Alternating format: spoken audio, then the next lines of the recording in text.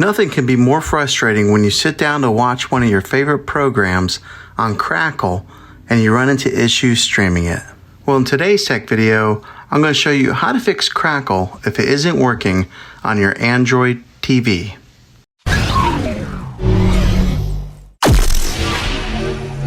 I'm going to show you a few really simple ways to try and solve your problem and get it back up and running again. The first one is the easiest one to try, and that is to unplug your TV from the wall outlet and wait 60 seconds. Now don't be impatient here, wait the whole 60 seconds, then plug it back in. This is very different from turning your TV on and off with your remote control. This is what we call a hard reset of your TV, so make sure you do this method. If that doesn't work, then find the router that is giving you Wi-Fi and unplug the power to that for 60 seconds. Then plug it back in. If it fixes it, great. If not, let's move on to the next method. Try deleting the Crackle app on your TV.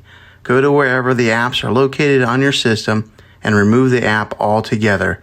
Then reinstall a Crackle app again. After you reinstall it, you might have to log back in with some of your credentials, but hopefully this will work. If that doesn't work, then I recommend buying an affordable Roku stick, Apple TV 4K, or Amazon Fire Stick and plug that into your TV to use as your main streaming player. You'll be able to access the Crackle app that way. I'll put links in the descriptions down below of where you can get one. Well, hopefully this video was helpful for you. If it was, go ahead and click a thumbs up on it. Go ahead and subscribe to my channel. I make tech videos all the time, and I would love to have you back in the next one. Take care.